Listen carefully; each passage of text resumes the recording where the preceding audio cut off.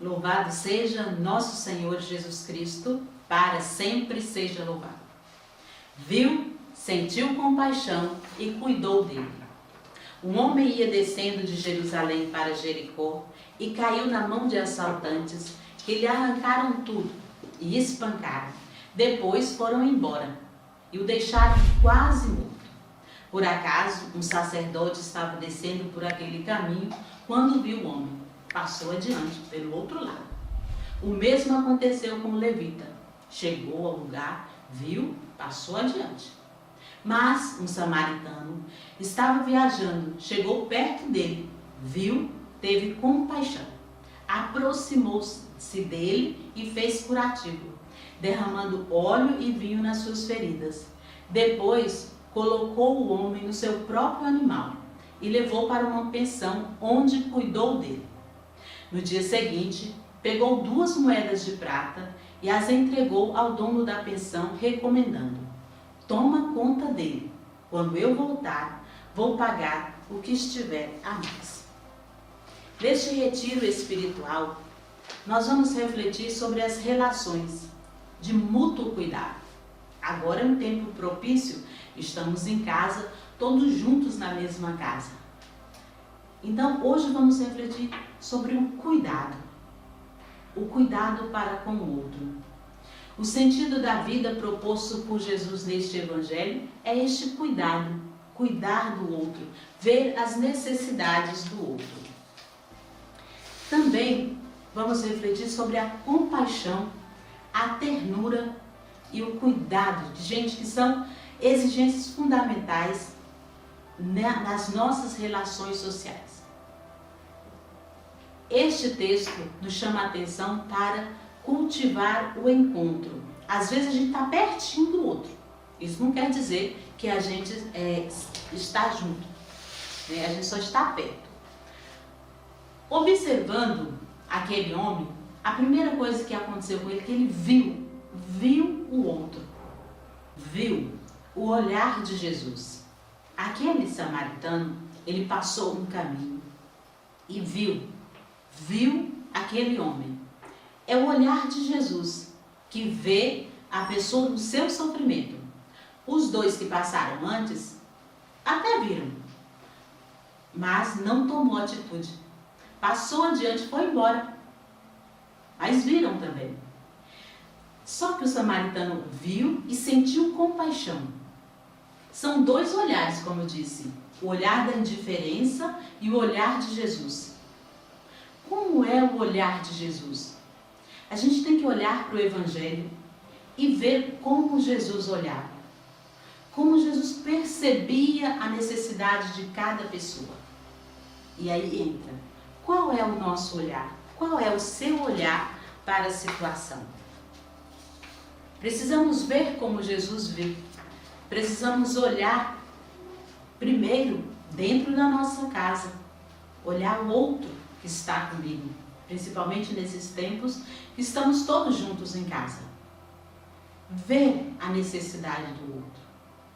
E depois de ver, tomar uma atitude. Viu? Sentiu compaixão. Sentiu compaixão. Compadeceu do outro. Viu a sua necessidade. Os outros 2 viram, sabiam que aquele homem tinha uma necessidade, porém passaram adiante. Não teve a ideia, não teve a vontade de socorrer aquele homem. Às vezes a gente passa na rua e vê tanta gente caída pelo caminho. E a gente fala, não tem tempo, não vou cuidar dele, porque eu tenho que chegar no meu destino. Mas voltando para a nossa casa, como está o nosso olhar para os nossos? E como está a nossa compaixão para com aqueles que habitam comigo?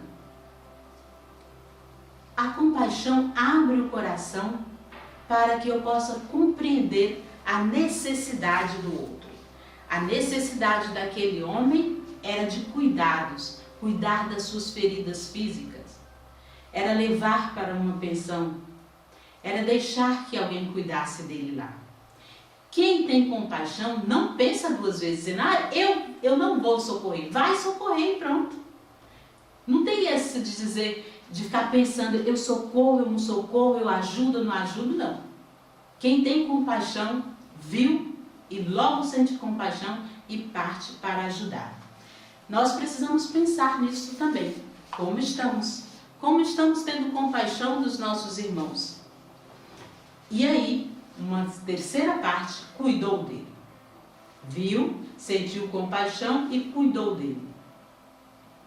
Cuidou, colocando vinho em suas feridas, levando para uma pensão. E ali, deixando aos cuidados de um terceiro, que cuidasse dele. E que esse pagaria a conta quando voltasse. Então, a disposição do serviço. Tem duas pessoas importantes. Quem pagou a conta e quem cuidou dele enquanto ele saiu. Então, é um compromisso, tanto da pessoa que paga a conta, como da pessoa que vai cuidar daquela pessoa doente. Como está a nossa família? Como está o nosso cuidado para com cada um que está na nossa casa? Às vezes a gente olha para os nossos irmãos e diz, é assim mesmo, deixa ele, é desse jeito, daquele jeito, e coloca um tanto de adjetivos nas pessoas e não ultrapassa essa linha para ver, ter compaixão e cuidar dele.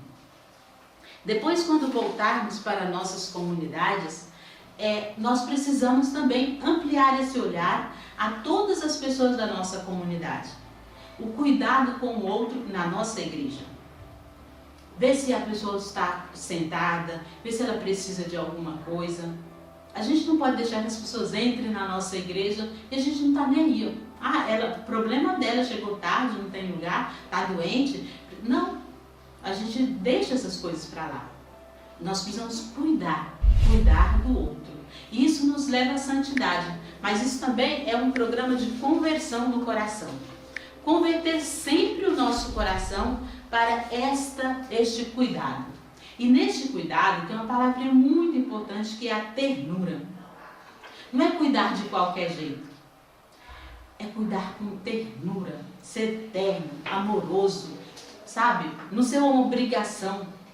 Às vezes a gente olha para as nossas comunidades e vê que as pessoas fazem as coisas por obrigação. Não, eu faço por um amor maior. Qual é esse amor que me leva a fazer tudo? O amor que nos leva a cuidar do outro. Sabe quanto Jesus nos amou? Nós também precisamos amar as outras pessoas. Amar quem está na nossa casa, amar quem está fora da nossa casa. Os nossos cuidados devem ser carregados de ternuras. A ternura deve ter dentro de nós um espaço privilegiado, um espaço muito bom. A ternura, ela precisa ter um lugar privilegiado na nossa vida, para que a gente possa cuidar do outro direitinho. A gente pode ter duas opções, aquela de lavar as mãos, eu não tenho nada a ver com isso, ou aquela de lavar os pés daqueles que mais necessitam de nós. Temos que ter na nossa casa, na nossa família, um intercâmbio de cuidados. E para isso precisa ter um olhar muito afinado, para olhar o outro, olhar as necessidades daquele outro, envolver com o outro, fazer com que o outro se sinta bem na nossa presença, que possa abrir-se a nós para acolher a nossa ternura e o nosso amor.